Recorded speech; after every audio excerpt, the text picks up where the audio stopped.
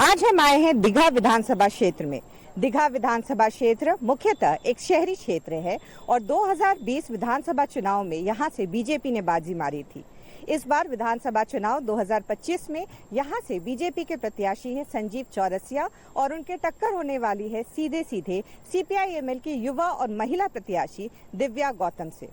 आइए चलते हैं दीघा विधानसभा क्षेत्र में और जानते हैं यहाँ के मतदाताओं से कि इस बार उनका रुख क्या है। राजधानी पटना में मौजूद दीघा विधानसभा क्षेत्र वोटरों की संख्या के लिहाज से सबसे बड़ा विधानसभा क्षेत्र है।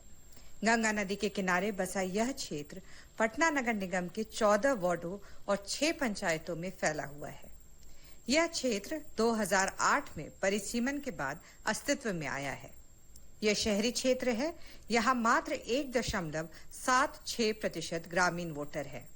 हालांकि महागठबंधन की ओर से यह विधानसभा सीपीआई माले के खाते में गई है। सीपीआई ने दिव्या गौतम को उम्मीदवार बनाया है। बदलाव की जरूरत है, जिसमें युवाओं का इंटरवेंशन होना, महिलाओं का इंटरवेंशन होना बहुत जरूरी है, ताकि एक बेहतर राजनीति हो सके और सभी वर्गों के जो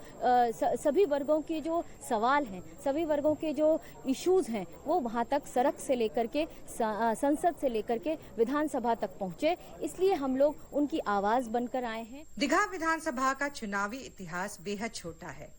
2008 में अस्तित्व में आने के बाद यहाँ पहली बार 2010 में विधानसभा चुनाव हुआ। इसके बाद 2015 और 2020 में तीसरी बार चुनाव हुआ। चौथी बार 2025 की तैयारी है। 2010 में जदयू को जीत मिली, जबकि 2015 से लगातार बीजेपी के संजीव चौरसिया जीतते आ रहे हैं।